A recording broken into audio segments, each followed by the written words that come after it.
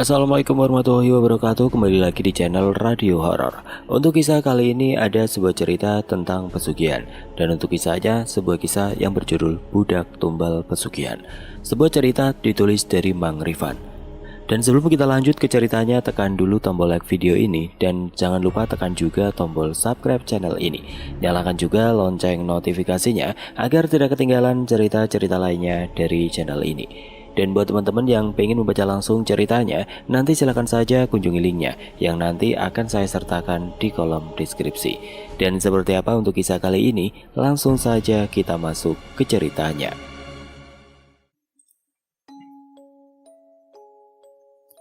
Desa Bumirejo. Sinar matahari pagi mulai menusuk mata melalui celah jendela kayu di rumah gubuk sederhana. Hera terbangun dari tidurnya. Dirinya kesiangan gara-gara lelah. Dia bangkit dan menuju ke kamar mandi untuk membasuh wajahnya. Ia melihat jam dinding menunjukkan pukul 6.20. Buru-buru ia membangunkan anaknya untuk berangkat sekolah. "Nak, udah siang. Bangun nak, nanti kamu telat loh," ucap Hera sembari menggoyangkan tubuh anaknya, namun belum ada respon. "Nak, buruan, ibu ini mau masak, nanti keburu kesiangan," ucap Hera lagi, dan semakin kencang menggoyangkan tubuh anaknya itu. Aldi pun menguap terbangun. Ia lalu bangkit dan bergegas pergi untuk mandi. Hera kemudian lanjut ke dapur untuk memasak sarapan mereka. Hera adalah seorang wanita yang sudah berstatus janda karena suaminya sudah meninggal sejak anak mereka berusia 4 tahun. Dikarenakan menderita sakit komplikasi dan karena tidak ada biaya untuk pengobatan, alhasil suaminya pun pergi meninggalkan dirinya dan juga anaknya. Namun kini Aldi sudah berusia 11 tahun dan sebentar lagi dia akan masuk ke jenjang SMP. Hera tinggal di sebuah rumah gubuk yang hanya berdindingkan papan-papan kayu dan sudah terlihat usang. Karena memang dirinya itu berasal dari keluarga yang bisa dibilang miskin. Di samping merawat anaknya, ia di rumah itu juga tinggal dengan ibunya yang sudah mulai berumur, yakni Bu Siti. Namun meski sudah tua, beliau masih sehat. Bahkan ikut jadi kuli tandur padi di sawah milik orang. Waktu itu Hera kehabisan cabai di dapur, dan ia pun beranjak ke depan untuk memetik cabai yang dia tanam sendiri di halaman. Hera mendapati ibunya ternyata sudah duduk-dudukan di teras dengan ditemani secangkir teh hangat. "Loh, ibu udah bangun dari tadi?" "Udah nduk, tadi pas waktu subuh." "Ibu kenapa ndak bangunin Hera? Hera kan jadinya kesiangan," ucap Hera sambil memetik cabai yang ada di halaman. "Tadi ibu lihat kamu kelihatan capek nduk, jadi ibu gak tega bangunin kamu kepagian." Meski Hera capek, tapi Hera tetap harus bangun pagi bu, kan buat nyiapin sarapan Aldi sama ibu. "Besok kalau Hera kesiangan lagi, tolong bangunin ya bu," timbalnya lagi, dan Bu Siti pun hanya mengiyakan permintaan putrinya itu. "Ya udah, tak tinggal lanjut masak bu," ucap Hera seraya membawa beberapa cabai yang barusan dipetik dan dilanjut ke dapur. Dan menu pagi itu, Hera hanya memasak tumis kangkung. Setelah keberangkatan si Aldi ke sekolah, Hera kemudian siap-siap hendak pergi ke pasar. Karena dirinya bekerja di toko baju milik orang, Hera pun pamitan sama ibunya. "Bu, Hera pamit berangkat dulu ya. Itu lauk sama nasi udah matang, barangkali nanti ibu sama Aldi mau makan pas siang," ujar Hera, kemudian menyalami tangan sang ibu. Bu Siti pun mengangguk dan melepas kepergian Hera. Sementara dirinya hendak pergi ke sawah tempat ia buru, dan baru pulang nanti siang pas Aldi pulang sekolah. Untungnya Aldi bukan anak manja. Biasanya setelah makan siang, ia kemudian main sama temennya sampai sore. Dan karena itulah Aldi gak merepotkan ibu dan neneknya. Bahkan ia jarang sekali jajan, bukan karena tidak dikasih uang, namun memang dirinya lah yang pengertian sendiri atas kondisi ekonomi mereka yang harus hemat. Setibanya di pasar, Hera lalu bersih-bersih toko sejenak.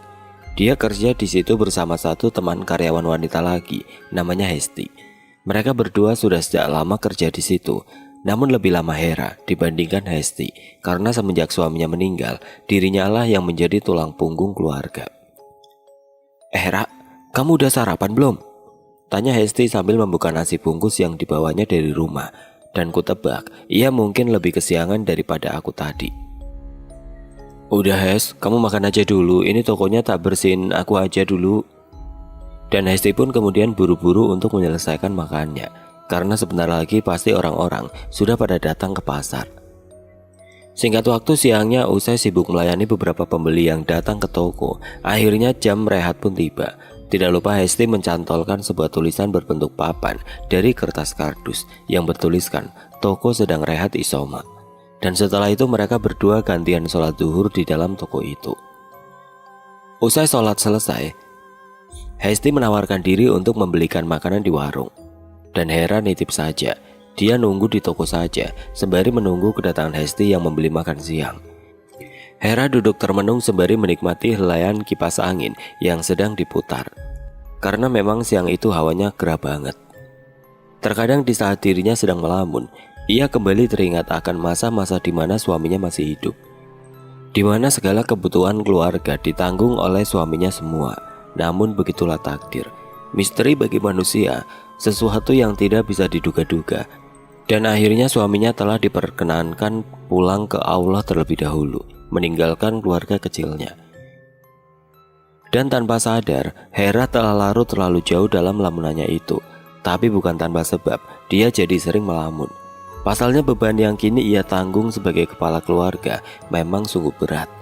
Dan beberapa tanggungan yang ditinggalkan almarhum suaminya ketika masih hidup dulu. Selang beberapa saat Hesti pun datang dan menegur si Hera yang kelihatan sedang melamun, menghadap ke kipas yang ada di depannya. "Weh, ditinggal bentar malah ngelamun, awas ntar kesambet lo," tegur Hesti, yang ditegur malah justru kaget dengan kedatangan temannya itu. Iya maaf, lagi banyak pikiran nih, maklum." "Ya udah, mending kita lanjut makan aja dah. Ini punyamu, tadi aku sekalian beli es teh di luar, panas banget sumpah hari ini," keluh si Hesti sembari mengubah posisi kipas untuk menghadap dirinya. Setelahnya mereka berdua pun lanjut makan bareng.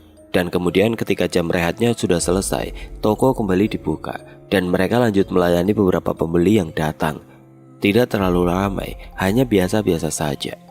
Gaji mereka kerja di situ tidak terlalu besar, hanya berkisar 1,5 juta saja per bulan. Terkadang juga ada pemotongan jikalau penjualan sedang sepi-sepinya. Malam harinya di dalam rumah sederhananya itu, Hera, ibunya dan juga anaknya duduk makan malam bersama, sembari menikmati tayangan dari TV tabung yang jadul yang mereka miliki. Sesekali Hera bertanya tentang kegiatan-kegiatan anaknya di sekolah, dan Aldi menceritakan bahwa semuanya lancar-lancar saja.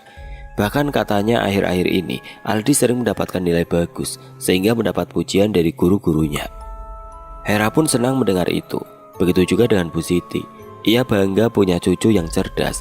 Di samping Aldi yang cerdas, dia juga tidak pernah neko-neko, sehingga tidak pernah merepotkan orang tuanya. Bahkan di mana semua teman-temannya sudah pada punya HP sendiri-sendiri yang mungkin digunakan untuk nge-game atau semacamnya. Sementara si Aldi nggak punya sama sekali. Bahkan dia tidak pernah juga meminta untuk dibelikan. Katanya dia belum terlalu butuh. Pernah Hera menawarkannya untuk membelikan HP meski merek yang biasa. Namun si Aldi menolaknya dan berkata uangnya lebih baik buat kebutuhan makan saja di keluarga. Sungguh Hera bersyukur sekali, dia yang dulunya mendapat suami yang penyayang, kini sifat itu juga turun ke anak satu-satunya yang sangat ia sayangi. Malam pun semakin larut. Aldi kemudian izin pergi tidur terlebih dulu, meninggalkan ibu dan neneknya yang masih betah menonton TV. Dan setelah anaknya masuk ke kamar, tiba-tiba saja Bu Siti menanyakan perihal sesuatu kepada Hera. "Duk." "Iya Bu," jawab Hera sambil menoleh ke arah ibunya yang kelihatannya hendak menyampaikan sesuatu yang serius. "Gini Duk, soal hutang uang yang dulu kamu pinjam di Juragan Joko, yang kamu gunakan untuk berobat almarhum suamimu dulu, apakah sudah kamu cicil Duk?" "Udah Bu, Hera udah nyicil setiap bulan pas Hera udah bayaran dari toko." "Memangnya kenapa ya Bu?" ujar Hera menjelaskan. Memang dulunya ketika almarhum suaminya masih hidup dan sedang sakit-sakitan yang mengharuskan dibawanya ke rumah sakit beberapa kali, namun tidak lama karena faktor uang, hingga kemudian dibawa pulang ke rumah dan dirawat dengan obat seadanya. Dan pada saat ke rumah sakit itulah si Hera terpaksa meminjam uang kepada Juragan Joko sebesar 20 juta rupiah. Awalnya Hera nggak mau, Karena sebenarnya Juragan Joko ini mempunyai sifat dan watak yang angkuh. Memang dia kaya dan selalu meminjamkan uang kepada orang yang sedang butuh. Namun dia juga mematok bunga di uang yang dipinjamkannya itu. Termasuk si Hera yang nantinya juga harus melunasinya menjadi 25 juta kepada Juragan Joko. Namun apalah daya, kala itu si Hera sedang butuh darurat dan terpaksa meminjam kepada Juragan Joko dan berjanji akan melunasinya secara berangsur-angsur. Tadi siang Juragan Joko datang ke rumah. Dia mau nagih uang itu katanya. Dia nyuruh kamu untuk datang langsung ke rumahnya pas kamu udah ada uangnya, Nduk. Oh, kalau itu untuk bulan depan, Bu. Mungkin besok Hera akan datang saja ke rumah beliau. Soalnya Hera baru gajian besok, Bu. Tapi kok tumben ya, Bu? Kok datanya pas belum waktunya Hera setor? Ucap Hera yang penasaran. Ibu juga ndak tahu, Nduk. Maafin ibu ya, Nduk. Gak bisa bantu kamu ngelunasin utang-utangmu itu. Ucap Bu Siti yang merasa sedih. Gak apa-apa, Bu. Lagian ini memang tanggungan Hera, bukan tanggungan ibu. Bagi Hera meskipun gak bisa punya uang banyak, asalkan hutang bisa lunas, Hera gak masalah. Selagi ibu dan Aldi masih bisa makan, Hera juga bersyukur banget. Ucapnya yang kemudian memeluk ibunya dengan hangat. Bu Siti pun terharu. Dia hanya bisa berdoa untuk kesuksesan anaknya kelak. Dia merasa sedih, tidak bisa meninggalkan sesuatu yang berharga untuk anaknya itu. Sekali lagi ibu minta maaf ya, Nduk. Ibu hanya bisa bantu doa supaya kamu dan Aldi kelak jadi orang yang sukses. Ucap Bu Siti yang tanpa sadar, bulir air matanya mulai menetes sembari masih memeluk si Hera.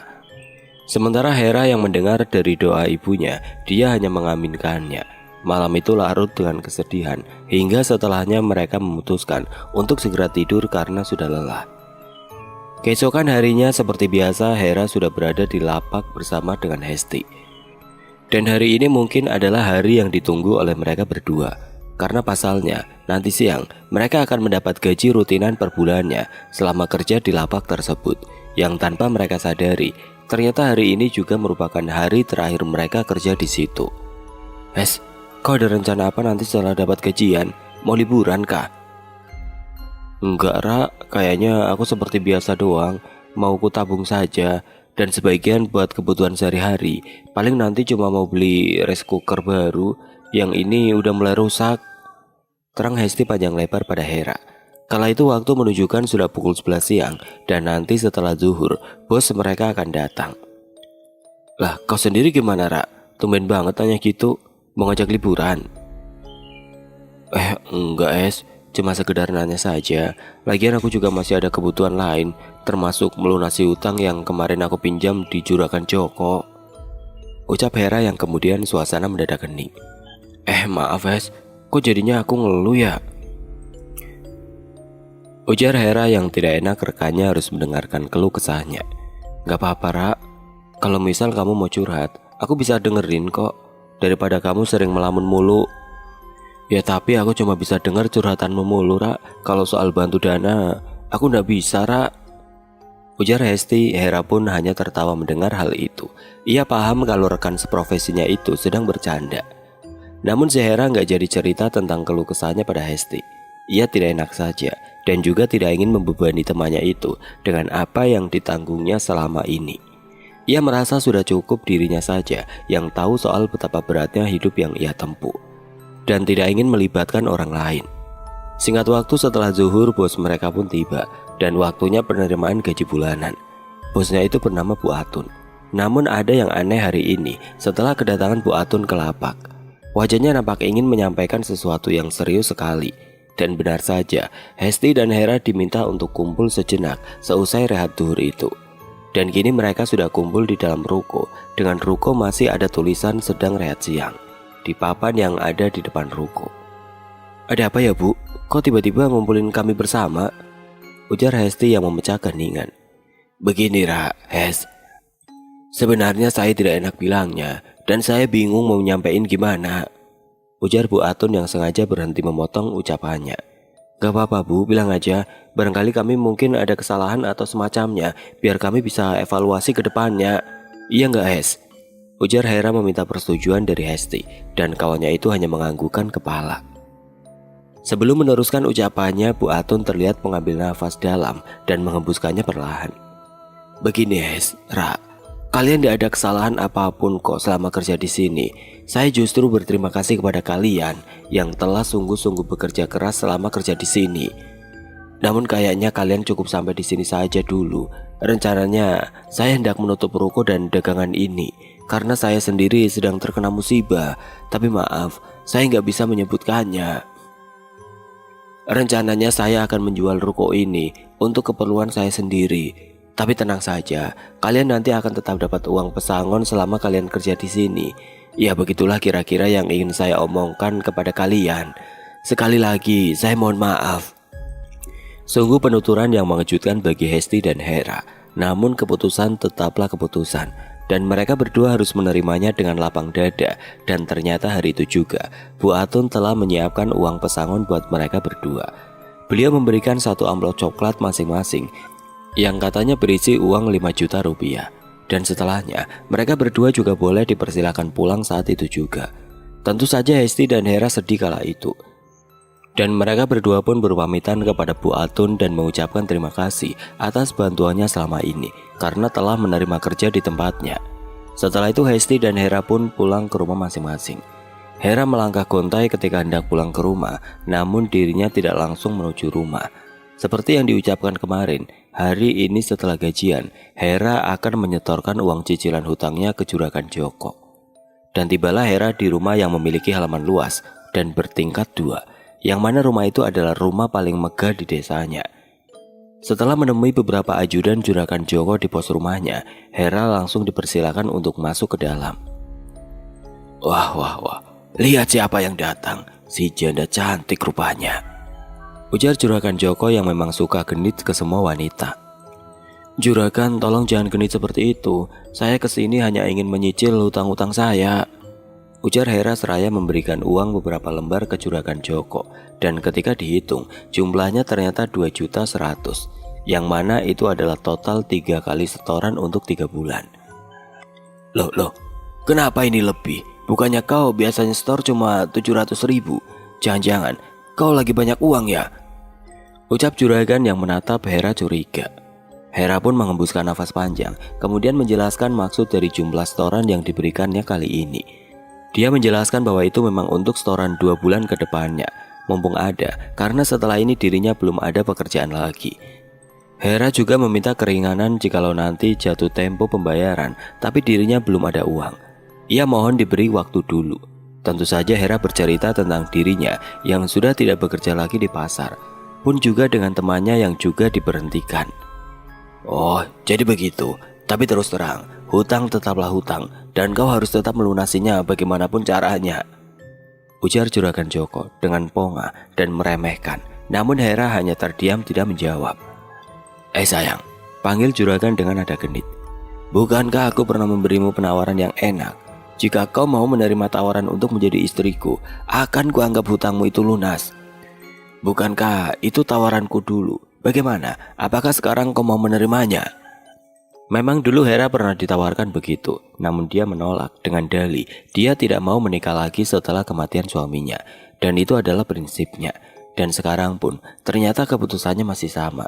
Dia menolak tawaran itu. Bukan sembarang Juragan Joko menawarkan itu. Ia tertarik pada Hera karena meskipun Hera adalah seorang janda, tubuh dan perawakannya masih tetap menggodanya, dan Juragan sebenarnya nafsu padanya. Mendengar tawaran itu, si Hera menjadi risih dan hendak langsung pergi dari tempat itu. Maaf Juragan, sepertinya saya tidak bisa. Kalau begitu saya permisi dulu, ucapnya sambil melangkah menuju pintu keluar. Juragan Joko hanya menghembuskan nafas panjang. Dia belum habis ide untuk bisa menikmati tubuh molek si Hera itu. Tepat sebelum Hera keluar rumah, Joko menghentikannya. Cantik, mau kemana? Kita belum selesai. Tunggu dulu, aku ada penawaran lain buatmu. Ini soal pekerjaan. Jika kau mau, aku ada kenalan. Dan dengan begitu, kau bisa melunasi hutang-hutangmu lagi, ucap Juragan Joko yang sudah berjarak jauh dari tempat Hera melangkah. Sontak saja Hera pun terhenti dan menatap ke arah Juragan tersebut. Dan intinya saat itu adalah Juragan menawarkan pekerjaan pada Hera, sekaligus temannya yang juga sama-sama berhenti kerja, untuk menjadi pembantu rumah tangga. Namun bukan di sini, melainkan kerjanya di luar kota. Katanya kebetulan juragan punya rekan yang lagi buka loker untuk jadi ART. Hera pun tertarik akan hal itu, dan dia disuruh juragan untuk datang ke rumahnya pekan depan bersama kawannya, yakni si Hesti. Jika iya, katanya juragan sendirilah yang akan mengantarnya ke kota langsung. Setelah itu Hera pun lanjut kembali pulang ke rumah, dan kepergiannya diiringi tatapan sang juragan dari jauh sambil tersenyum menyeringai. Rupanya ada maksud tersembunyi dari si juragan congak itu. Malam harinya di rumah saat makan malam bersama, Hera pun bercerita kepada ibunya Bu Siti dan juga anaknya bahwa dirinya telah berhenti bekerja di pasar dan berniat untuk mengambil tawaran dari juragan Joko. "Duk, kau yakin mau ngambil tawaran dari juragan itu?" ujar Bu Siti yang seakan ragu membiarkan anaknya merantau ke kota. "Iya Bu, apa ibu nggak mau cari kerjaan lain dulu di sekitar sini?"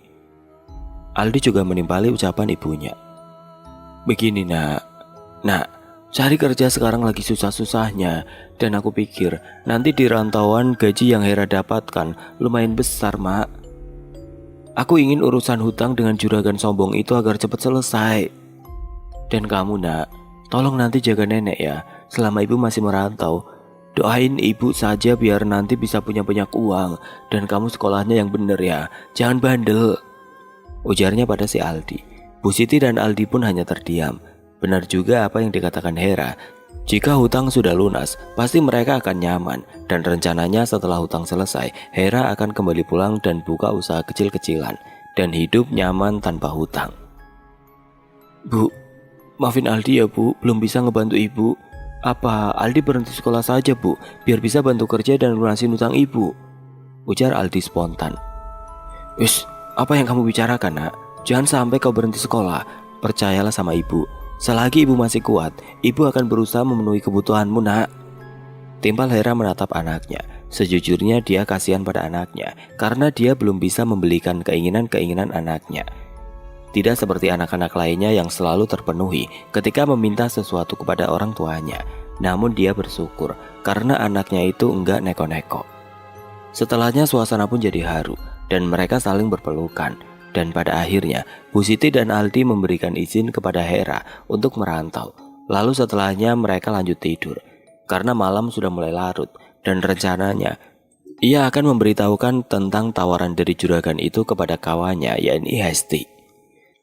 Singkat cerita, pekan depan pun tiba. Hera dan Hesti sudah berada di rumah sang juragan. Mereka telah sepakat menerima tawaran dari si Joko. Tentu sebelumnya, Hera dan Hesti sudah berpamitan kepada keluarganya masing-masing. Tanpa menunggu waktu lama lagi, Joko pun mengantarkan mereka langsung ke kota hari itu juga. Perjalanan yang ditempuh memakan waktu 5 jam, dan selama itu Hera dan Hesti tertidur di jok belakang.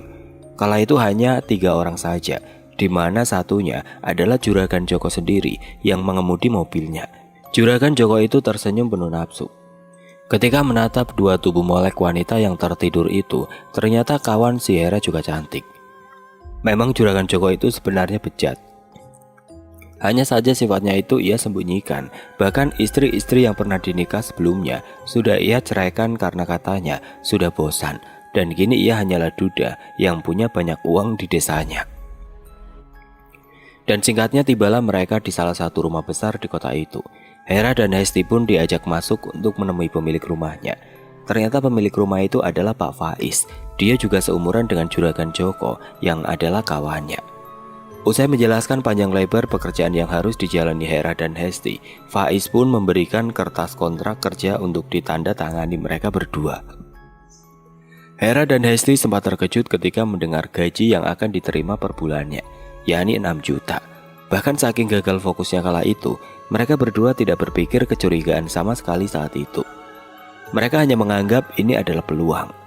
Yang tanpa mereka sadari, Joko dan Faiz saling tersenyum menyeringai. Ketika 2 wanita itu setuju dan menandatangani kontrak kerja, ada niat jahat di balik senyum Faiz dan juragan Joko yang masih misterius. Setelah dirasa urusan sudah selesai, juragan Joko pun pamitan dari situ dan kembali pulang ke desanya. Terlibat percakapan kecil antara Joko dan Faiz di luar, yang mana Hera dan Hesti tidak tahu apa yang mereka bicarakan. Setelah kepergian juragan Joko, Hera dan Hesti pun diantar ke kamar pembantu, tempat ia tinggal di situ. dan ternyata mereka mendapat kamar terpisah namun masih jejeran. Faiz pun menyuruh keduanya untuk rehat saja dulu dan mulai kerjanya besok. Setelahnya Faiz izin untuk pergi keluar, hendak mengecek tempat bisnisnya.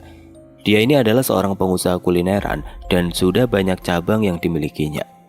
"Ra, beruntung banget ya kita bisa dapat kerjaan enak begini, gajinya gede lagi," ujar Hesti yang numpang rebahan di kamar milik Hera. "Iya sih Es, alhamdulillah. Tapi yang namanya kerja ya tetap capek Es," ujar Hera. "Ya semoga saja dengan ini aku bisa segera melunasi utang-utangku," imbuh Hera lagi, dan setelahnya mereka pun lanjut rehat karena capek banget. Singkat cerita, 5 bulan kemudian, Hesti dan Hera betah kerja di situ. Rupanya perlakuan Faiz ini baik bagi mereka, namun sebenarnya tidak. Mungkin itulah pandangan mereka selama ini, karena ada maksud terselubung yang tidak diketahui oleh mereka berdua. Dan selama 5 bulan itu Hera menyisihkan uangnya untuk sebagian besar buat lunasin hutangnya, dan sebagiannya lagi dia kirimkan ke kampung buat ibu dan anaknya. Dan ternyata di 5 bulan itulah hutang si Hera pada Juragan Joko sudah lunas. Namun dirinya harus menghabiskan kontrak 1 tahunnya bekerja di situ. Jadi gaji bulanan berikutnya akan dia kumpulkan dan akan digunakan modal usaha nantinya di kampung. Namun ada beberapa kejadian aneh. Waktu mereka berdua tinggal di rumah itu, yakni setiap malam Jumat, mereka pasti mencium bau bakaran kemenyan. Namun setelah iseng ditelusuri, mereka tidak menemukan apapun. Karena tiba-tiba saja baunya tersekejap datang dan sekejap menghilang. Hesti sempat parno akan hal itu, namun Hera berusaha menghiburnya. Hingga pada bulan ke-6, petaka awal pun terjadi. Kekhawatiran Hesti dan keanehan di rumah itu semakin menjadi, meski Hera sudah membantu menenangkannya. Dan semenjak itu, Hesti selalu resah dan kelihatan berharap cepat selesai kerja di tempat itu. Dan suatu ketika Hera disuruh untuk pergi berbelanja kebutuhan rumah tanpa si Hesti ikut. Dan kala itu, Faiz juga pergi keluar menuju tempat usahanya yang pada saat itu bohong. Tepat setelah kepergian Hera, Faiz serta 2 orang suruhannya kembali ke rumah dengan memakai pakaian hitam dan penutup kepala. Mereka masuk diam-diam dan menuju ke arah dapur. Dan nampaknya si Hesti sedang memasak dan tidak menyadari kedatangan mereka bertiga. Dengan sigap salah satu dari mereka membius Hesti dengan kain pembius dan kemudian membawa tubuh Hesti yang pingsan itu ke gudang belakang rumah yang ternyata ada pintu tersembunyi di situ dan menuju ke ruang bawah tanah. Ternyata kekayaan yang dimiliki Faiz selama ini bukan murni dari jerih payahnya. Selama ini dia ternyata telah melakukan pesugihan dan selalu melakukan ritual khusus di malam Jumat dan harus menumbalkan wanita untuk kelancaran usahanya. Dan kini sudah waktunya penumbalan berikutnya. Kini Faiz melepas penutup kepalanya dan menyuruh 2 orang itu untuk berjaga mengawasi Hesti yang kini dalam keadaan terikat dan dibaringkan di kasur lantai lusuh di ruang bawah tanah, dan penumbalannya akan dilakukan nanti malam. Setelah Faiz harus segera pergi dari rumah itu dulu agar Hera tidak curiga, karena dia tadi bilangnya mau ke tempat usahanya dulu. "Kalian jangan lengah, jaga wanita itu, jangan sampai kabur. Malam nanti kita akan berpesta menikmati wanita itu." "Siap bos," ujar keduanya. Di ruangan itu ada kulkas yang berisi makanan dan minuman, jadi 2 suruhan itu tidak khawatir kalau lapar. Sementara itu setelah Hera pulang dari belanjanya, dia tidak mendapati siapapun di rumah. Hesti entah pergi kemana, sudah dicari kemanapun tetap tidak ada. Pemilik rumah juga belum pulang. "Kemana kau Hes? Kenapa pergi nggak bilang-bilang sih?" ujar Hera yang duduk rehat di kamar Hesti karena lelah berkeliling rumahnya yang luas itu. Dan tidak sengaja matanya tertuju pada sebuah surat yang tergeletak di meja, yang tanpa sepengetahuan Hera bahwa surat itu adalah palsu. Itu adalah buatan Faiz untuk mengelabui Hera, di mana isinya bertuliskan bahwa Hesti memilih kabur dari rumah itu karena tidak betah dan tidak kembali ke kampung. Karena dia takut akan diminta denda karena kontraknya belum habis, jadi Hesti beralasan memilih pergi ke sembarang tempat sementara untuk kabur, dan meminta Hera untuk jangan mengabari orang kampung dulu. "Ah, gila kau Hes, ngapain lu egois gitu sih, main pergi seenaknya?" ujar Hera yang bingung dan kesal setelah membaca surat palsu itu. "Duh gimana nih kalau nanti Pak Faiz sampai nanya, pusing aku." Hera pun akhirnya tertidur tanpa sadar karena telah banget. Sorenya Hera pun dibangunkan oleh Faiz yang baru saja datang ke rumah. Dia pun gelagapan terbangun saat itu juga. Ternyata dia sudah tertidur lama sekali. Kala itu waktu sudah hampir menjelang maghrib. Maaf Tuan, maaf saya ketiduran. Iya gak apa-apa, kamu lagi gak enak badan. Kalau iya lanjut teriak aja gak apa-apa. Oh ya, di mana kawanmu? Kok gak kelihatan? Ucap Faiz yang pura-pura tidak tahu. Gini Tuan, sebenarnya... Kenapa? Katakan saja. Si Hesti kabur Tuan, ujar Hera. Seraya memberikan surat palsu yang tadi dibacanya kepada Faiz. Dan kala itu Faiz pura-pura terkejut dan mengikuti alur drama yang dia buat sendiri agar Hera enggak curiga. Emang dasar gak tahu terima kasih. Ya sudah, biarkan saja. Yang penting kamu jangan menirunya. Memangnya Tuan gak marah? Gak mau nuntut denda pada Hesti? Ujar Hera yang ragu-ragu. Tentu saja aku kecewa. Tapi ya mau gimana lagi? Percuma juga ngurusin orang kayak gitu. Yang penting kau jangan menirunya. Dan jikalau kau ingin berhenti kerja juga, setidaknya sampai kontrakmu itu habis, baru saya izinkan. Ucap Faiz yang kemudian berlalu meninggalkan Hera. Malamnya Faiz pun kembali ke ruang bawah tanahnya diam-diam. Dan setibanya di sana, dia mendapati Hesti yang sudah tersadar dan sedang digoda oleh dua pesuruhnya. Percuma juga dia teriak-teriak, tidak akan ada yang dengar, karena ruangan itu kedap suara. Melihat kedatangan Faiz, Hesti pun semakin bingung dan ketakutan. Tuan, apa maksudnya ini? Tenang saja, malam ini kami akan memuaskanmu, dan setelahnya aku akan mengantarkan kepergianmu dengan tenang ke alam sana. Jawab Faiz yang sudah jongkok di hadapan wanita itu. Dasar juragan bajingan, dasar mesum, lepaskan aku. Sumpah serapah Hesti meneriaki Faiz. Kini dia sadar bahwa selama ini sudah dijebak. Berteriaklah sesukamu, tidak akan ada yang dengar. Tubuh cantikmu itu akan aku tumbalkan demi kekayaanku, ujar Faiz yang tidak peduli dengan umpatan dan ludahan Hesti barusan. Dan setelahnya dua pesuruh Faiz pun membekap mulut Hesti dengan kain. Ia tidak bisa memberontak karena tangannya diikat. Kemudian setelahnya dengan beringas, Faiz merobek kasar pakaian Hesti sampai tidak mengenakan selai benang pun. Dan tentu yang terjadi selanjutnya, ketiga orang itu melepaskan pakaian masing-masing dan langsung menyetubuhi Hesti bersamaan dengan brutal. Hesti pun hanya menangis, tidak bisa melawan. Rasa sakit yang dialaminya begitu teramat. Dia meratapi nasib, kenapa harus mengalami siksaan semacam ini. Peluh keringat membasahi tubuhnya, hatinya merutuki tiga orang bejat yang sedang menjamah tubuhnya. Dalam merasa sedihnya itu, Hesti terbayang akan keluarganya yang ditinggal di kampungnya. Hingga lama-kelamaan karena tidak kuat mengimbangi tiga pria binatang itu, Hesti pun pingsan terkulai lemas tidak berdaya. Namun ketiga orang itu tidak, mereka masih berberingas dan terus bergantian menggilir wanita malang itu. Ternyata hal yang dilakukan Faiz sudah berkali-kali. Tumbal-tumbal sebelumnya juga bernasib sama, bahkan Juragan Joko juga menjadi salah satu kawan yang menyetok tumbal untuknya. 30 menit kemudian setelah puas menjamah tubuh wanita malang itu, Faiz menyuruh suruhannya untuk menyiapkan alat-alat untuk proses selanjutnya. Cepat, kalian ambil pedang tajam di lemari itu.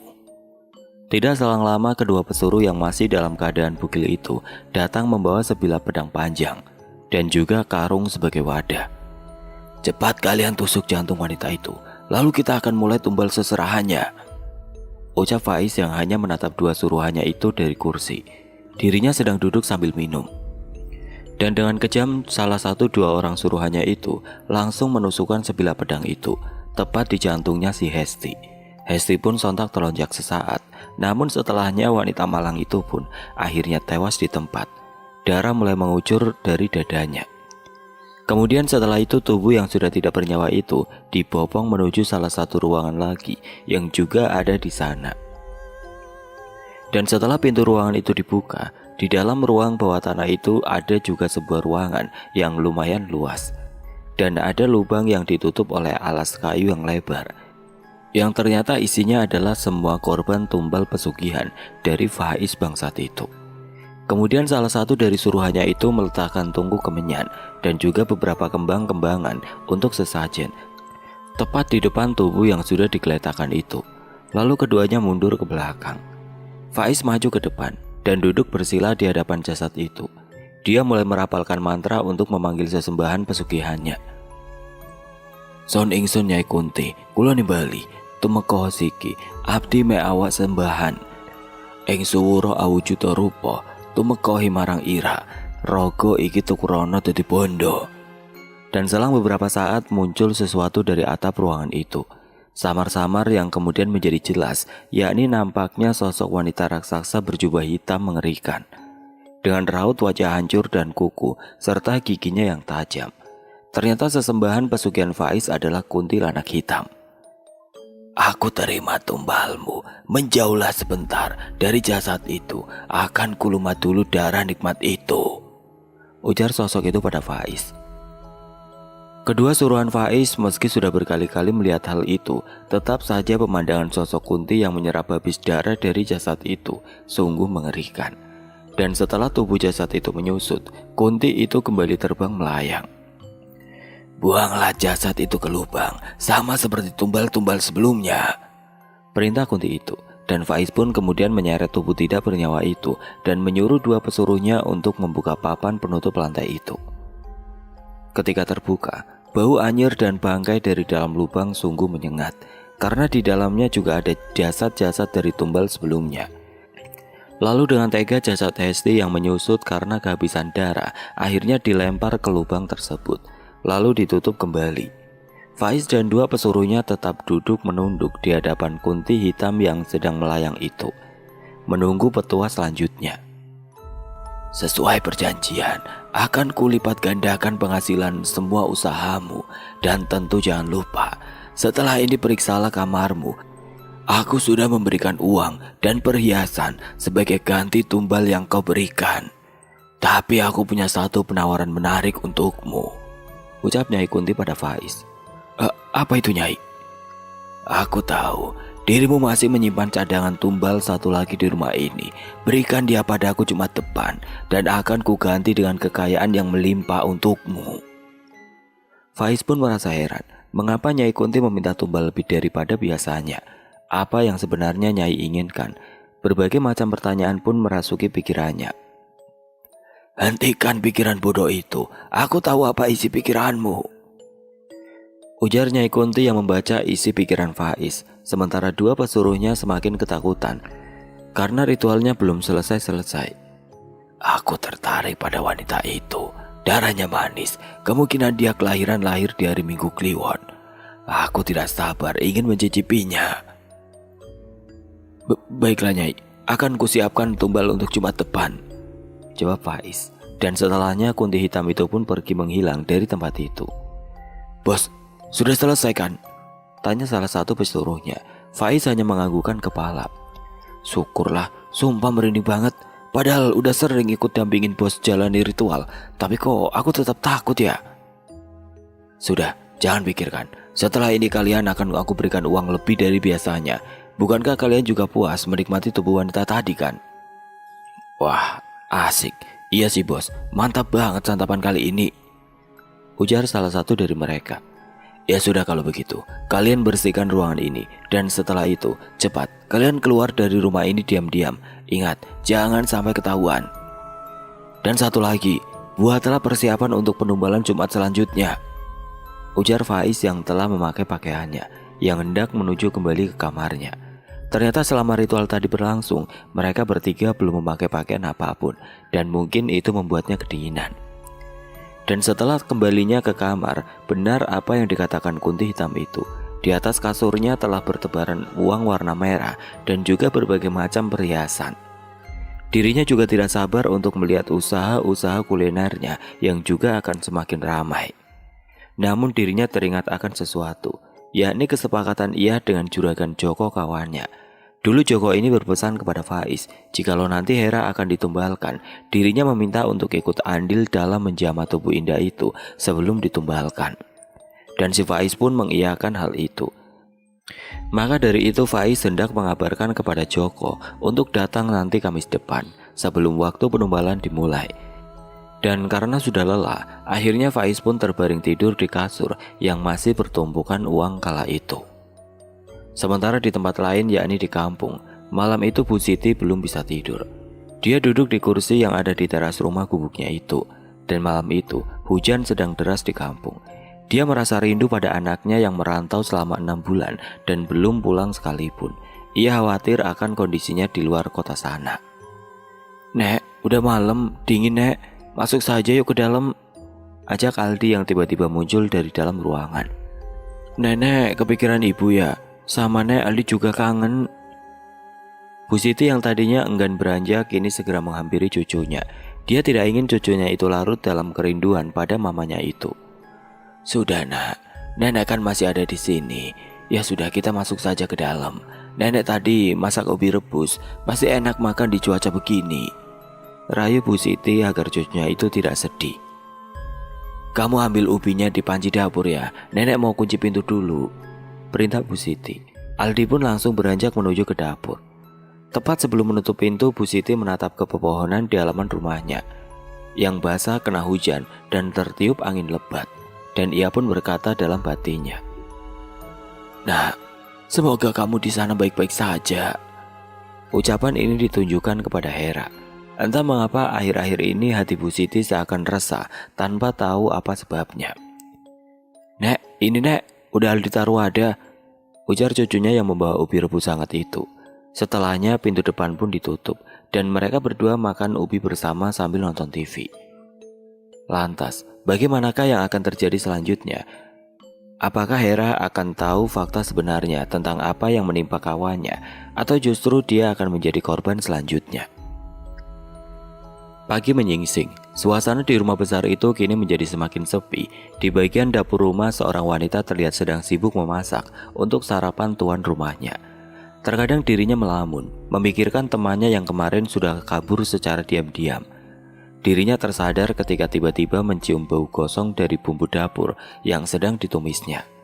"Aduh, jadi gosong lagi," ujar Hera yang kemudian terpaksa membuat bumbu lagi untuk ditumisnya kembali. Tidak butuh waktu lama karena tangannya begitu cekatan dalam mempersiapkan bumbu dapur tersebut. Ya mungkin karena dirinya sudah terbiasa masak waktu di kampung dulu. Sementara di sisi lain, tuan rumah justru masih tertidur pulas di kamarnya. Badannya benar-benar merasakan lelah yang teramat sangat, dan mungkin nanti dia baru bangun pukul 8-an. "Alhamdulillah akhirnya selesai juga," ucap Hera yang meletakkan masakannya di meja makan dan menutupinya. Setelahnya dia pergi beranjak mandi terlebih dahulu biar badannya segar. Dan rencananya nanti setelah mandi mumpung tuan rumahnya belum bangun, Hera hendak mencoba rehat sebentar dan mencoba menelpon temannya yang kabur tersebut. Sekedar hendak bertanya tinggal di manakah dia sekarang. Udara pagi itu benar-benar sejuk sekali, padahal itu di kota. Tubuh Hera menggigil setelah mandi. Dia berpikir mungkin karena halaman depan rumah tuanya itu banyak tanaman, maka tidak heran kalau kadang ada angin sepoi-sepoi di situ. Dirinya kemudian duduk di kasur setelah memakai baju dan mengambil gawainya dan mencari nomor kawannya tersebut, kemudian diteleponnya. Berkali-kali Hera mencoba menelpon kawannya itu, namun ponsel di seberang tidak ada jawaban sama sekali. Ia pun semakin khawatir pada kawan seprofesinya tersebut. "Hes, lu di mana sih? Jangan bikin aku panik, kenapa dah? Ayolah angkat," ucap Hera sembari masih menelpon dan berharap panggilan itu terangkat oleh si pemilik ponsel. Namun ternyata tetap saja nihil. Ternyata ponsel milik Hesti sebelumnya telah diambil oleh Faiz dan telah dihancurkan. Bahkan kartu SIM card-nya pun telah dibuangnya ketika dirinya sedang keluar rumah. Maka dari itu percuma saja Hera menelpon berkali-kali. Kesal karena tidak ada jawaban, akhirnya Hera memutuskan untuk melanjutkan pekerjaan rumahnya, yakni menyapu halaman depan. Singkat waktu jam 8 lebih sedikit, sang tuan rumah pun akhirnya terbangun. Dia beranjak cuci muka dan segera menuju dapur. Terlihat makanan sudah tersaji di sana dan segera dia mengambil piring dan sarapan sendirian. Faiz menelisik sekitar, mencari keberadaan pembantu satu-satunya sedang berada di manakah dia. Dan ketika matanya menatap ke arah jendela yang gordennya disingkap, terlihat Hera sedang menjemur pakaian di ruang kosong samping dapur itu. Usai sarapan selesai, Faiz hendak memberitahu Hera kalau mungkin dirinya malam ini gak pulang, dengan alasan mau cek barang usahanya yang ada di daerah lain. Padahal sebenarnya dirinya mau berpesta mabuk-mabukan bersama dua pesuruhnya semalam. Faiz pun beranjak menghampiri Hera yang belum selesai menjemur pakaian. Namun dirinya mendadak terhenti saat sampai tepat di muka pintu. Matanya terpana melihat cetakan tubuh Hera yang begitu berisi, yang kala itu hanya mengenakan sebuah daster. Pandangan Faiz seketika menjadi nafsu pada Hera, seakan dirinya ingin secepat mungkin menjamah tubuh manis dari wanita itu. Sementara Hera yang merasa sedang diawasi, dia pun menoleh ke belakang dan terkejut saat mendapati tuannya ada di muka pintu sembari menatapnya tanpa berkedip. Tuan, ada perlu apa ya?" ucap Hera seraya membenahi pakaian yang basah terkena air. Sontak Faiz pun tersadar dan gelagapan saat tingkahnya itu disadari oleh Hera. Iya gini Ra, malam ini kemungkinan aku gak pulang, mau ada urusan bisnis dulu. Aku minta tolong kamu jagain rumah dulu ya," ucap Faiz yang mencoba mengalihkan pembahasan. Untuk menghindari kecurigaan Hera, lantasan tadi dirinya begitu nafsu saat memandang tubuh molek dan seger itu. Iya Tuan, siap. Kalau boleh tahu, perginya sampai berapa hari Tuan? Gak lama kok, paling besok sore sudah pulang. Aku pesan saja besok malam tolong masakin ikan sambal balado ya, terang Faiz pada pembantunya tersebut. Hera pun mengiyakan, dan setelahnya Faiz beranjak ke kamarnya untuk siap-siap dan kemudian OTW pergi dari rumah. Sementara di tempat yang berbeda, yakni di kampung, seorang pria baru saja terbangun dari tidurnya. Bukan karena lelah bekerja seharian, namun memang sifat malasnya yang membuatnya terbangun siang ini. Ya, dia adalah Joko, seorang juragan di desa tempat tinggal Hera berasal. Dirinya meraih ponsel yang tergeletak di sampingnya, dan ada beberapa panggilan tidak terjawab dari kawan lamanya, yakni si Faiz. Ada juga beberapa pesan masuk darinya. Dia berpikir, mungkin karena tidak diangkat, akhirnya kawannya itu mengirimkan sebuah pesan kepadanya. "Bro, tumben banget jam segini udah molor. Gak begadang lu. Gini bro, nanti Kamis depan lu kesini ya. Calon tumbal yang lu bawa itu akan segera aku tumbalkan. Nyai Kunti meminta 2 tumbal sekaligus kali ini. Oh ya, satunya sudah gue bunuh, dan satunya yang lo inginkan akan aku eksekusi malam Jumat depan. Jangan sampai lupa, ku tunggu Kamis sore," tulis pesan yang terkirim pukul 1 tadi malam. Sontak Joko pun tersenyum membaca pesan itu. Dirinya juga sudah tidak sabar ingin menjamah tubuh wanita yang sudah diincarnya sejak lama. Meskipun sekali doang, tapi tidak apa daripada tidak sama sekali. Karena setelahnya tubuh wanita itu akan digunakan tumbal untuk kawan lamanya. Setelahnya dia pun beranjak bangun dan mandi, kemudian melanjutkan aktivitas seperti biasanya, yakni keliling ke sembarang tempat ditemani ajudannya, dan menagih hutang orang-orang yang meminjam uang padanya. Dan ternyata kekayaan yang dimiliki oleh juragan Joko itu, selain dari yang curang dalam menerapkan bunga dalam hutang yang dipinjamkannya, ternyata Joko juga melakukan pesugihan, namun tidak seperti Faiz kawannya. Dirinya hanya memelihara tuyul saja untuk pesugihannya. Dan untuk memenuhi bayaran tuyul yang selalu ingin nenen itu, biasanya ia akan memerintahkan ajudannya untuk mencari wanita untuk disewanya tidur semalaman, yang tanpa diketahui oleh wanita sewaannya itu, ternyata dirinya dimanfaatkan oleh Joko saja. Biasanya wanita sewaan itu akan disuruh minum obat yang katanya adalah obat kuat, namun ternyata sebenarnya itu adalah obat tidur. Dan setelah wanita itu pingsan tidak sadarkan diri, maka setelah Joko menjamah tubuh wanita itu, dia kemudian bergantian menyuruh tuyul-tuyulnya itu. Dan biasanya itu dilakukan seminggu sekali. Namun tentu saja wanita itu akan mendapat bayaran lebih pastinya. Hanya saja pasti setelahnya mereka korban-korban dari Joko akan merasa lemas seperti kekurangan darah. Namun mereka tidak tahu bahwa sebenarnya mereka telah melayani tuyul semalaman. Singkat waktu, malam telah tiba. Kini Hera berjaga sendirian di rumah. Di luar juga sedang turun hujan, membuat hawanya ingin cepat-cepat tidur. Akhirnya karena pekerjaan rumahnya sudah beres semua, dia pun memilih rebahan di kamar, mumpung tuan rumahnya sedang tidak ada di rumah malam itu. "Apa aku coba lagi telepon Hesti saja ya? Barangkali dia mau angkat kali ini," ucap Hera sendiri. Dia pun kemudian meraih gawainya dan langsung menekan panggilan ke nomor milik Hesti. "Ayolah Hes, kamu di mana sih?" gerutu Hera yang kesal. Namun ternyata tetap saja nihil, tidak ada jawaban sama sekali dari seberang. Akhirnya Hera pun memutuskan untuk menonton video YouTube saja, mumpung lagi nganggur. Meskipun dirinya ini tergolong penakut, namun tontonan yang sering ia lihat adalah kisah-kisah cerita horror storytelling. Hera pun merebahkan diri sambil memakai earphone di telinganya. Terkadang dirinya berpikir iseng, apakah memang pesugihan itu benar-benar nyata, dan apakah ada yang menjalaninya beneran. Itulah yang terpikirkan Hera setelah mendengar cerita-cerita bergenre horor tersebut. Pernah juga dirinya mencari tahu tentang pesugihan, dan ada timbul minat ingin mencobanya jika memang ada. Namun setelah dipikir-pikir akan konsekuensi dan karma yang seperti ia dengar di cerita-cerita tersebut, dia jadi enggan untuk menelisik lebih jauh. Dan tanpa sadar, karena kondisi cuaca yang mendukung, akhirnya Hera terlelap tidur dengan ponsel yang masih menyala, menyetel video cerita horor itu. Hingga tidak lama setelah itu Hera mengalami suatu mimpi yang aneh, yang nantinya akan membuat dia kepikiran terus-menerus. Hera bermimpi dirinya sedang berada di dalam rumah itu sendirian pada malam hari. Dalam mimpinya itu, dia hendak berjalan menuju ke dapur untuk memasak mie instan. Dan ada hal yang membuatnya terkejut. Dia mendapati seseorang yang tengah berdiri di dapur membelakangi dirinya, dan postur tubuhnya itu seperti dia kenal. Hesti? Tanya Hera ragu-ragu, mencoba memanggil orang itu. Hesti, itu beneran kamu kan? Ujarnya lagi. Namun belum ada respon sama sekali. Hera pun kemudian kembali mengamati tubuh itu, dan dia beneran yakin kalau dia itu adalah sahabatnya. Namun ada yang aneh baginya. Dia melihat baju yang dikenakan Hesti seperti ada bercak noda merah banyak sekali dan kelihatan sangat kusut.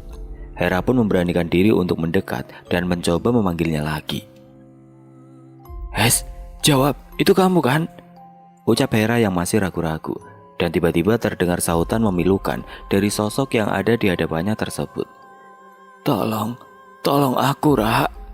Ucapnya yang merintih seperti menahan sakit. Hera pun bingung mendengar ucapan kawannya itu. Tolong apa, Hes? Tanya Hera lagi. Tolong aku, Ra, tolong. Masih dengan jawaban yang sama, sosok itu menimpali ucapan dari Hera tanpa membalikan badannya. Hes, kamu ini kenapa, ih? Kamu dari mana saja? Dihubungin gak jawab, di chat gak bales. Kamu tega ya ninggalin aku sendirian di sini? Ucap Hera meluapkan kekesalannya pada kawannya tersebut. Namun Hesti tidak menjawabnya dan membuat Hera semakin kesal. Dia pun kemudian melangkah semakin dekat dan meraih pundak wanita di hadapannya itu, dan bermaksud untuk membalikan tubuhnya supaya berhadapan dengannya. Sontak saja Hera pun terjungkal ke belakang. Dia kaget melihat kondisi kawannya itu, matanya menangis darah dan ada bekas luka tusukan di dalam dadanya menembus jantung. Kemudian sosok arwah temannya tersebut menangis sambil masih berucap meminta tolong, dan setelahnya pergi melayang dan menghilang. Tapi sebelum itu tangan sosok itu sempat berkata tolong dan menunjukkan jarinya ke arah belakang rumah itu, yakni tepat di mana ruang bawah tanah disembunyikan. Namun bagi Hera yang masih ketakutan, ia tidak paham akan kode yang diberikan oleh arwah Hesti itu. Dan setelahnya, Hera pun tersadar dari mimpi buruknya itu. Nafas Hera tersegal, keringat membasahi baju yang dikenakannya. Dia melihat jam dinding masih menunjukkan pukul 1.20 menit. Dia pun kemudian kepikiran tentang mimpinya barusan. Namun dia berusaha menganggap itu hanyalah bunga tidur dan percaya bahwa kawannya itu baik-baik saja, meskipun entah di mana. Semoga saja kau baik-baik saja, Hes. Apa aku pastikan saja ya ke dapur? Pikir Hera tiba-tiba, dan dia pun bangkit beranjak menuju ke dapur untuk memastikan apakah mimpinya itu benar-benar jadi kenyataan atau tidak. Setelah berjalan perlahan tentu dengan rasa takut, ternyata di dapur sepi, tidak ada siapapun di sana. Hera pun memutuskan kembali ke dalam kamar. Lah, kok belum tak matiin ya? Ujarnya yang melihat ponselnya masih menyala dan memutar video YouTube horor itu. Saking serunya sampai bikin ngantuk. Tapi kok kalau dipikir-pikir lagi, apa gara-gara pas mau tidur nonton ginian, terus ngimpinya jadi serem gitu ya? Serem juga. Udahlah. Gumamnya sendiri sembari mematikan tontonan yang dari tadi terus menyala itu. Namun tiba-tiba dirinya kepikiran untuk menelpon orang rumah. Dia kangen sama ibunya dan juga anaknya, karena akhir-akhir ini dirinya jarang ngasih kabar mereka. Tapi entahlah, apakah jam segini mereka masih terjaga ataukah sudah tidur pulas. Halo, assalamualaikum, ucap seorang wanita dari seberang, dan ternyata ibunya Hera belum tidur. Waalaikumsalam, Bu, ibu belum tidur? Belum, Dok. Ini Aldi juga lagi nonton TV. Katanya besok sekolahnya libur. Maaf ya, Bu. Nelpon malam-malam begini, soalnya Hera kangen, Bu. Nek, itu yang nelpon siapa, Nek? Sahut anaknya yang terdengar menimpali. Ini ibumu, Nak. Kamu mau ngomong? Timbal Bu Siti pada cucunya itu. Iya, Nek, tapi tolong nenek yang nyampein Aldi nitip belikan jajan paling enak dan juga baju buat nenek yang paling bagus. Pas nanti ibu pulang, jangan lupa ya, Bu. Sahut Aldi yang masih duduk di depan TV. Neneknya pun tersenyum mendengar ucapan cucunya itu. Tunduk, kamu denger kan? Ujar Bu Siti pada Hera. Iya, Mak, Hera denger kok, pasti, Mak. Nanti Hera akan bawain oleh-oleh pas pulang nanti. Kemudian percakapan mereka terus berlanjut dan saling tanya kabar, dan tidak terasa malam pun semakin larut. Hera pun mengakhiri panggilan supaya ibunya itu segera istirahat. Dia sangat berterima kasih pada ibunya karena sudah mau menggantikan sementara untuk merawat anaknya yang ia tinggalkan di kampung. Setelahnya Hera juga beranjak tidur karena lelah, dan kali ini dia tidak lupa doa. Yang tanpa disadari ada sesosok arwah dengan wajah yang pilu sedang menatapnya dari balik celah-celah luar jendela kamarnya yang tertutup gorden. Singkat cerita, hari Kamis pun tiba. Pagi itu Faiz berserta pesuruhnya telah menyusun rencana untuk membekap Hera dan akan menumbalkannya. Sementara pagi itu Hera tengah sibuk menyapu halaman. Dia tidak akan menyangka apa yang akan terjadi selanjutnya padanya. Dia tidak sadar bahwa majikannya itu adalah orang jahat. Dirinya juga sudah mulai tidak peduli dengan kawannya yang sampai saat ini belum bisa dihubungi. Dirinya beranggapan kalau Hestilah yang memang sengaja hendak memutus hubungan dengannya. Ra, aku mau keluar sebentar. Kamu jaga rumah ini ya, ucap Faiz yang tiba-tiba muncul dan hendak pergi entah kemana. Iya, Tuhan.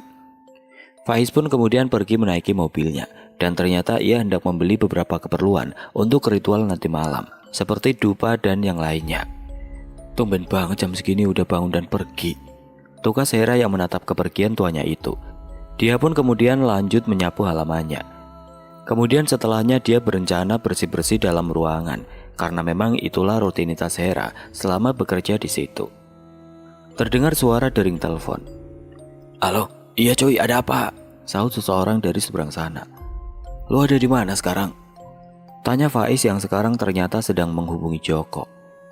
Gue lagi di jalan, tenang saja, ntar sorean gue sampai kok. Mau mampir dulu nih bentar, ujar Joko dari seberang.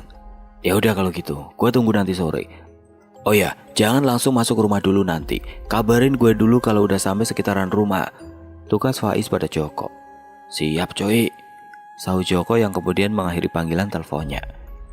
Kini Faiz yang telah usai membeli beberapa keperluan sedang jalan menuju ke arah rumah. Dia kembali menelpon seseorang dari ponselnya. Iya bos, halo. Gimana, kalian sudah siapin semuanya? Udah bos, aman, tinggal ringkus saja. Ya sudah, kalian siap-siap. Setelah aku sampai rumah kita langsung eksekusi sekarang juga, ucap Faiz yang kemudian mengakhiri panggilan dan tersenyum menyeringnya mengerikan.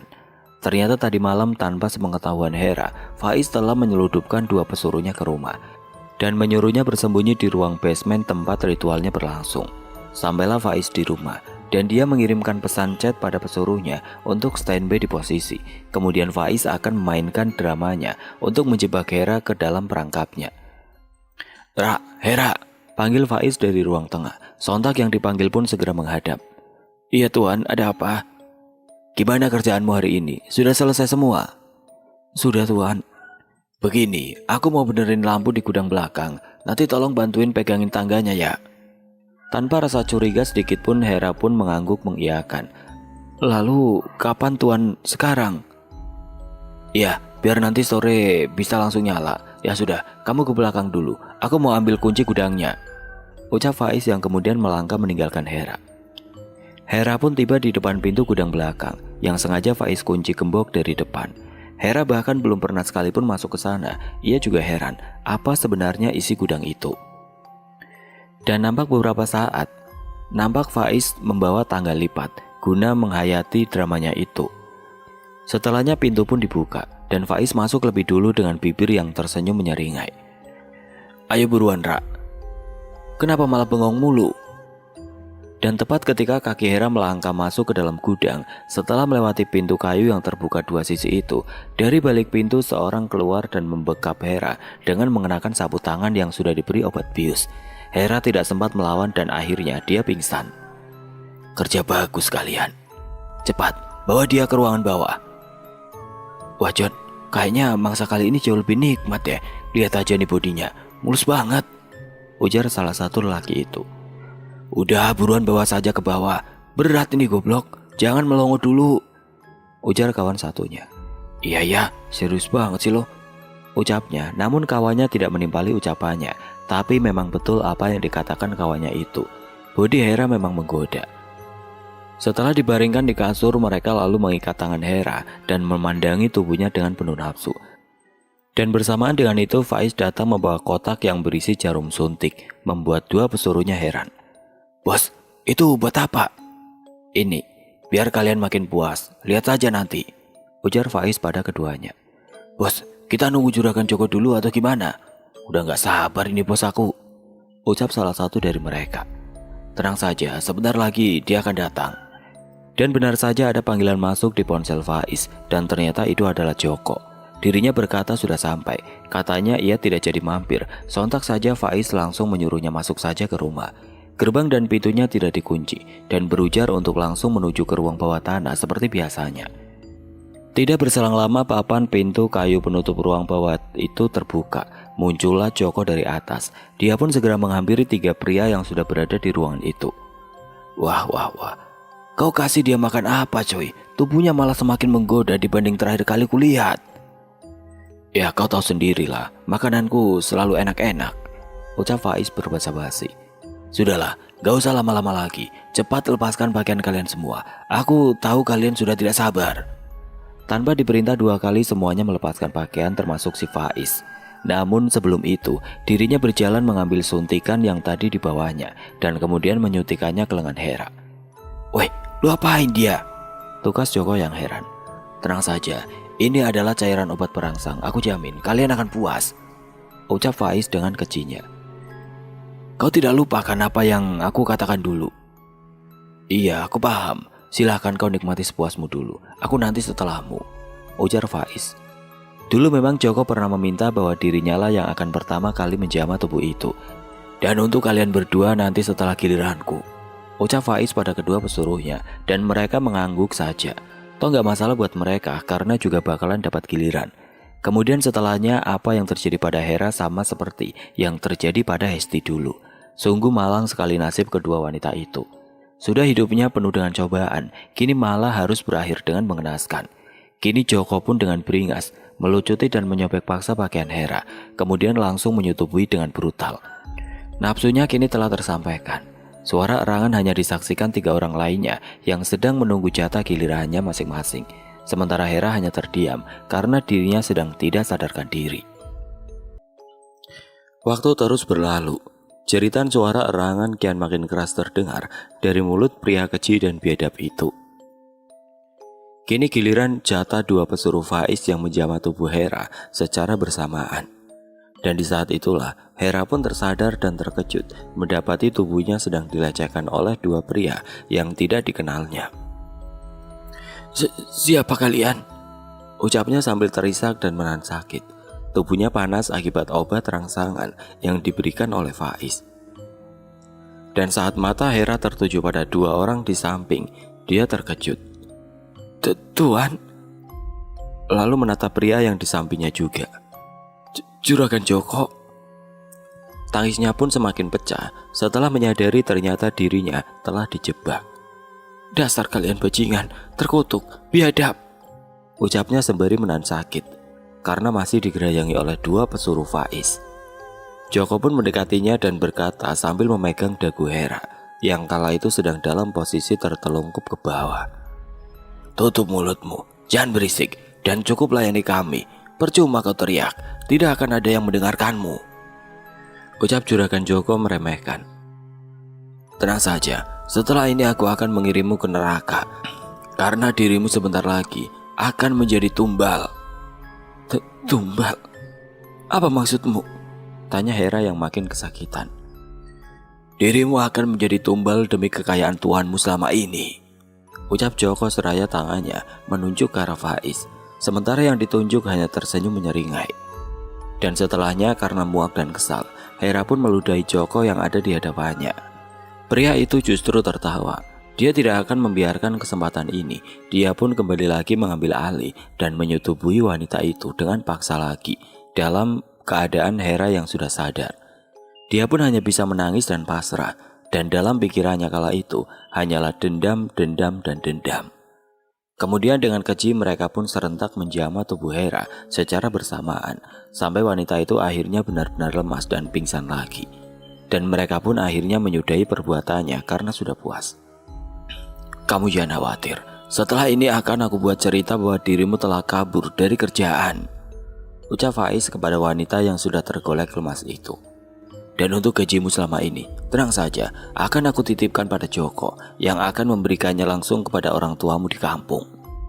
Ibunya lagi dengan suara tawa yang menyeramkan. Setelah itu Joko sendirilah yang membunuh Hera dengan sebilah pedang dan menusukkannya tepat di jantung. Sama seperti yang dilakukan pada Hesti dulu. Kini mereka berempat pun menuju ruang ritual selanjutnya yang kala itu juga masih dalam keadaan tanpa busana. Singkatnya, dupa sudah dinyalakan dan mantra pun sudah dirapalkan. Lalu muncullah sosok kuntilanak hitam itu terbang melayang di depan mereka. Bagus sekali, aku suka kepatuhanmu. Sekarang menyingkirlah, akan kunikmati darah manis itu dengan sepenuh hati. Kunti itu pun terbang mendekati tubuh Hera yang sudah tidak bernyawa itu. Lalu menyesap darah yang keluar dari bekas tusukan tadi sampai darah itu benar-benar habis. Tubuh Hera pun memucat dan keriput. Dan setelah Kunti itu selesai, tubuh Hera pun diseret dan dilemparkan ke dalam lubang pembuangan di ruang tersebut. Sesuai janjiku, akan kuberikan kekayaan 5 kali lipat daripada sebelumnya padamu, ujar Kunti itu pada Faiz. Baik Nyai, terima kasih banyak, timpal Faiz. Dan setelahnya Kunti itu pun menghilang dengan sendirinya setelah puas menikmati darah manis Hera malam itu. Joko, sebelum kau pulang nanti, aku titipkan uang untuk keluarga Hera dan Hesti. Nanti kau berikan uang itu pada keluarganya. Bilang saja pesangon dariku. Dan bilang juga pada mereka kalau Hera dan Hesti sudah kabur dari kerjaannya dan berkata tidak akan kembali ke kampung. Nanti akan aku buatkan surat palsu mereka dan kau berikan pada keluarganya, ucap Faiz pada Joko panjang lebar. Dan akhirnya malam tragedi berdarah itu pun usai. Dua manusia tidak berdosa telah menjadi korban kebiadaban seorang pria pelaku pesugihan. Entah nanti bagaimana reaksi keluarganya jika kasus ini telah terungkap. Malam pun semakin larut. Faiz dan Joko kembali ke rumah untuk istirahat. Sementara pesuruh Faiz disuruh membersihkan tempat dulu, baru boleh istirahat. Sementara itu di tempat yang berbeda di waktu yang sama, Bu Siti sedang membuat teh hangat malam itu. Namun ketika hendak menuju ke ruang depan, gelas yang dibawanya itu tiba-tiba retak dan pecah. Astagfirullahaladzim, ucap Bu Siti yang terkejut. Nek, ada apa Nek? Saud Aldi yang kini telah menghampiri ke belakang. Dan ia melihat pecahan beling berserakan di lantai. Jangan kesini dulu nak, ambilkan nenek sapu sama serok di depan. Ya Allah, ada apa ini sebenarnya? Mengapa perasaanku menjadi resah? Ucap Bu Siti pada dirinya sendiri. Ini Nek, Saud Aldi sembari menyerahkan sapu dan serok. Lalu Bu Siti pun membersihkan pecahan-pecahan itu dan membuangnya ke tempat sampah. Kemudian Aldi membuatkan teh baru dan menyuruh neneknya untuk menunggu saja di ruang depan. Kenapa bisa pecah sih Nek? Ujar Aldi sembari meletakkan segelas teh hangat di meja depan neneknya. Dah tahu nak, entah kenapa nenek merasa ada sesuatu yang tidak beres, ujarnya dengan lesu. Coba kau ambilkan gawe milik nenek nak, dan coba kau telepon ibumu. Namun setelah dicoba telepon beberapa kali, tetap tidak ada jawaban. Ya Allah, sebenarnya ada apa ini? Ucap Bu Siti yang semakin khawatir. Nek, mungkin ibu udah tidur kali di sana. Mending nenek istirahat saja deh, biar Aldi temenin ya. Kayaknya nenek capek karena tadi siang habis ke sawah deh, ucap Aldi yang justru menenangkan neneknya. Bu Siti pun mengembuskan nafas berat dan akhirnya menyetujui saran yang dituturkan oleh cucunya itu. Mungkin memang dirinya saja yang terlalu mengkhawatirkan anaknya di rantau sana. Singkat cerita, keesokan harinya Juragan Joko sudah kembali ke kampungnya. Dia juga membawa sekepok uang titipan Faiz untuk keluarga Hesti dan Hera. Dan rencananya dia akan memberikannya nanti sorean, karena dia milih tidur dulu setelah sampai di rumah. Sementara siang itu di sawah, orang tua dari Hesti yang juga bertani bersama Bu Siti hendak menanyakan kabar anaknya yang juga bekerja bersama dengan anak dari Bu Siti. "Yuk, aku mau bilang sesuatu yuk," ujar Bu Ima, ibunya Hesti. Yuk adalah panggilan sesama orang tua di desa mereka. "Iya yuk, silakan," timbal Bu Siti, yang kala itu mereka memang sedang rehat siang hari di kubu. "Sampean apa sudah dapat kabar dari Hera di rantau sana? Kok anak saya belum ngabarin rumah sudah lama sekali ya?" "Kemarin malam Hera baru ngabarin rumah sih yuk. Cuma tadi malam pas ditelepon lagi belum ngangkat. Bahkan tadi pagi juga nggak ngangkat teleponnya," ujar Bu Siti. "Aku khawatir yuk dengan Hesti di sana. Sudah sejak lama dia tidak nelpon ke rumah," terang Bu Ima. "Yuk, gimana kalau nanti sore aku datang ke rumah sampean, terus sampean coba nelpon Hera lagi. Kalau misalkan bisa, aku mau tanya soal kabar Hesti sekalian," ibu Bu Ima lagi pada Bu Siti. Bu Siti pun mengiyakan, tidak ada salahnya untuk mencoba. Dan Bu Ima berkata nanti akan datang ke rumah sekitar pukul 4:30 sorean. Dan setelah itu mereka pun lanjut bertani kembali. Singkat cerita, sore pun telah tiba.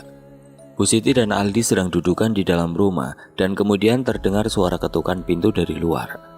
"Nah, itu bukan pintunya," perintahnya pada Aldi.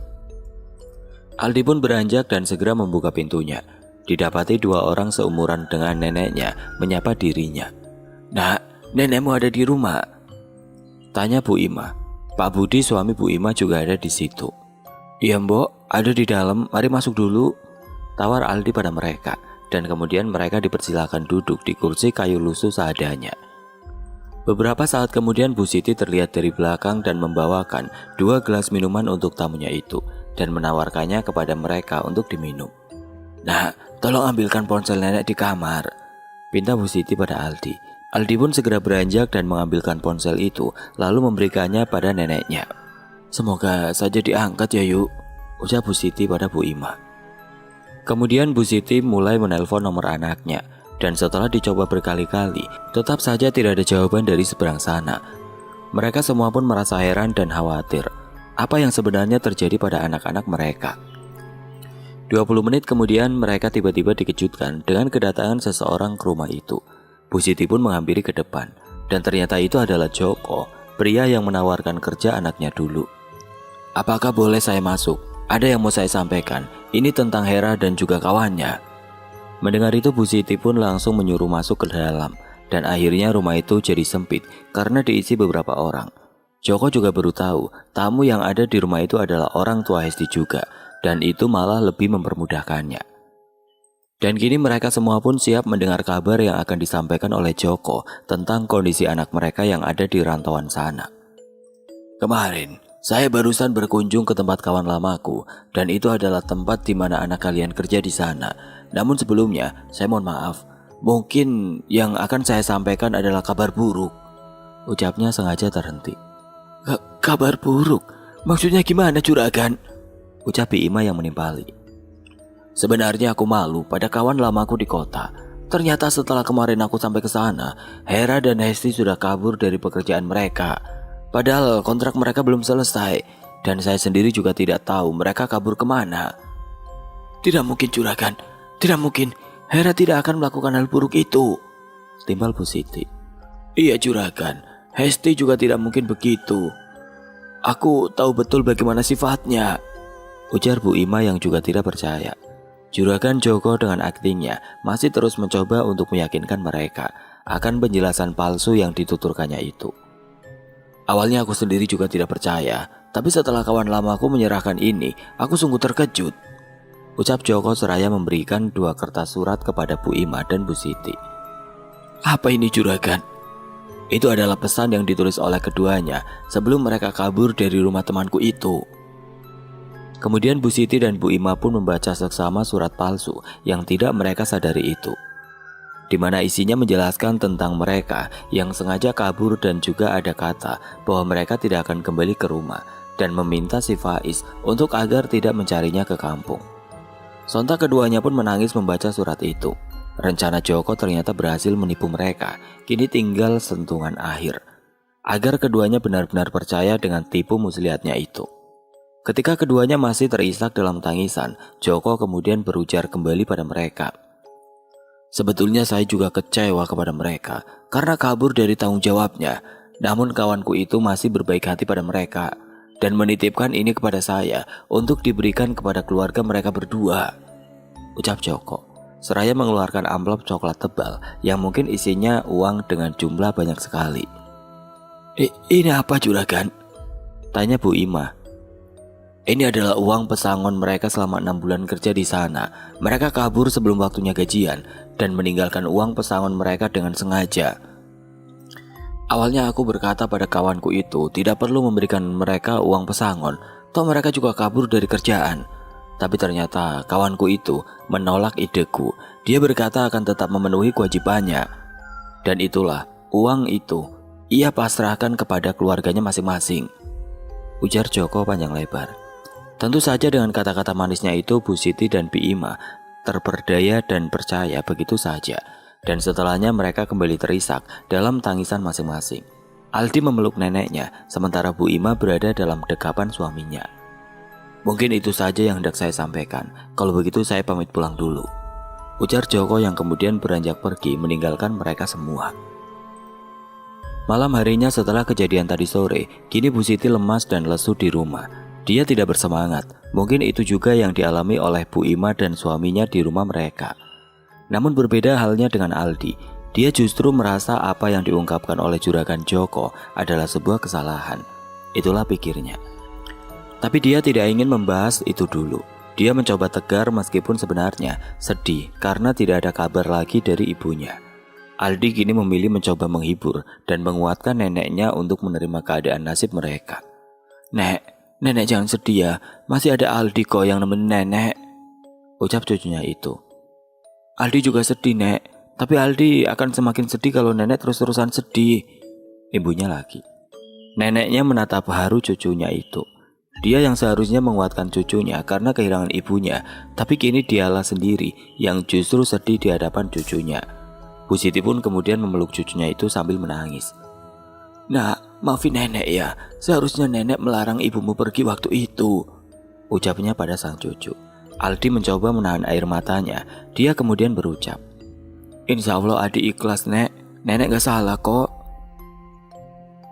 Nenek juga jangan menyalahkan masa lalu yang sudah terjadi Nek. Itu sama saja tidak percaya dengan ketentuan yang Allah berikan pada kita. Aldi tahu itu dari guru ngaji Aldi Nek. Mungkin memang inilah jalan hidup kita Nek.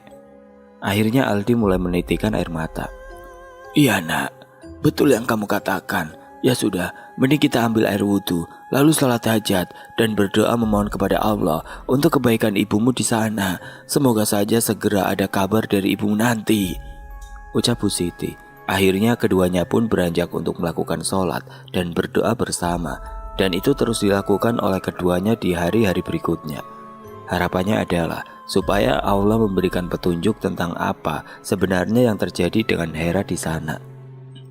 2 bulan kemudian, hari terus berlalu dan kini sudah 2 bulan lamanya setelah Bu Siti mendengar kabar tentang kaburnya anaknya itu. Kini ia juga Bu Ima ibunya Hesti mencoba ikhlas karena sampai saat ini tidak ada kabar dari kedua anaknya tersebut. Hingga pada suatu hari, di malam yang dingin karena hujan turun begitu lebat, Aldi yang kala itu sudah tertidur di kamarnya. Dia mengalami mimpi yang akan menjadi petunjuk tentang menghilangnya ibunya itu. Dalam mimpinya itu Aldi melihat ibunya sedang duduk di teras depan rumahnya. Dan saat Aldi menghampirinya, ibunya itu terlihat sedang menangis dan wajahnya juga pucat. Ibu, kenapa ibu baru pulang? Ucap Aldi yang hendak meraih tubuh ibunya. Namun arwah Hera itu tiba-tiba berpindah di bawah pohon halaman rumahnya.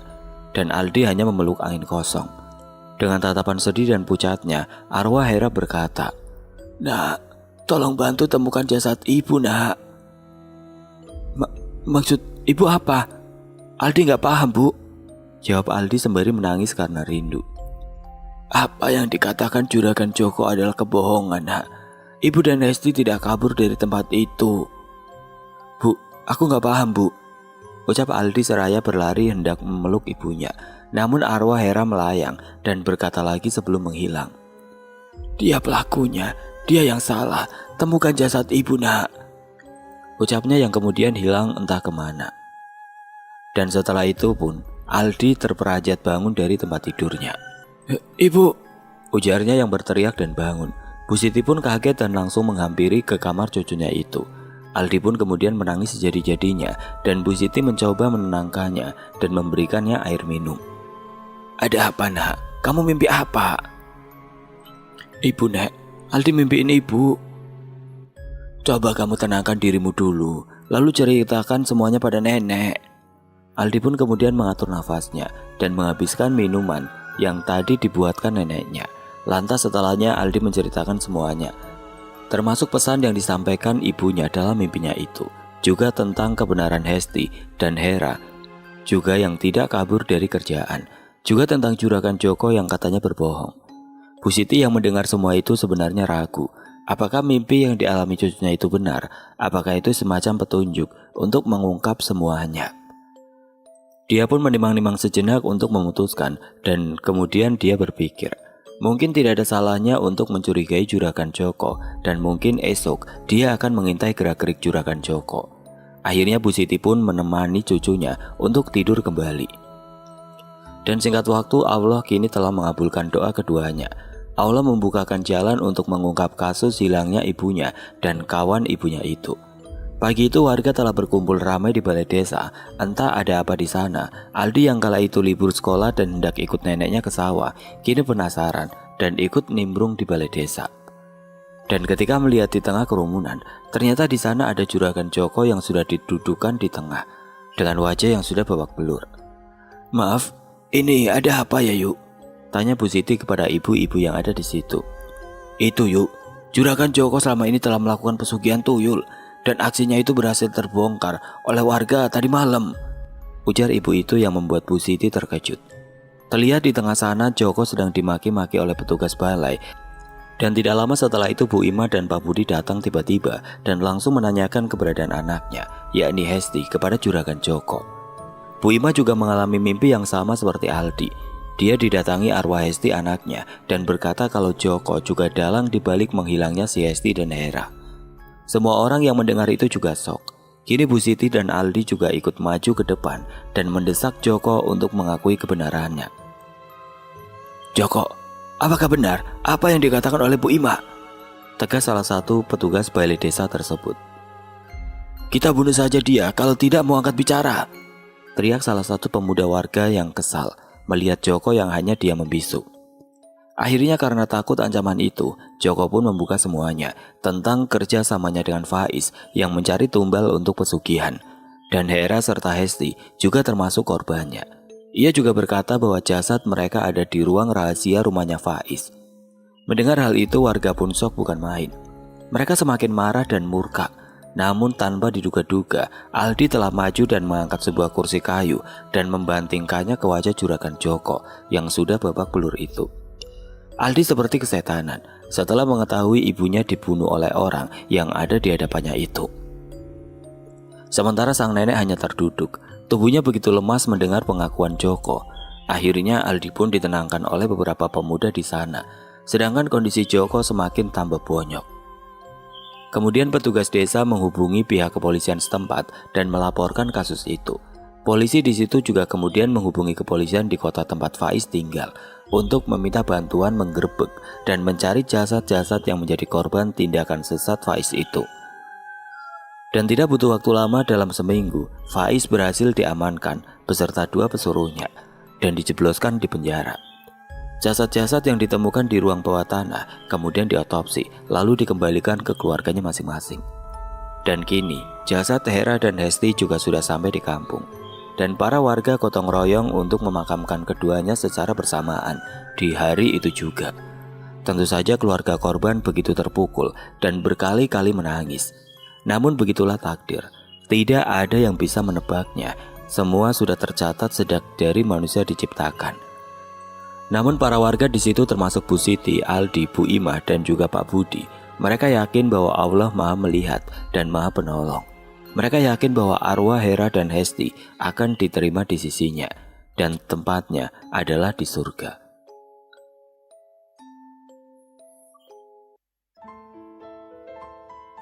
Oke teman-teman, sekian untuk kisah kali ini. Bagaimana menurut kalian tentang kisah ini? Tulis komentar kalian di kolom komentar. Dan buat teman-teman yang baru bergabung, jangan lupa untuk like, comment, share, serta subscribe channel ini. Dan nantikan kisah-kisah horor berikutnya tetap di channel Radio Horor. Wassalamualaikum warahmatullahi wabarakatuh.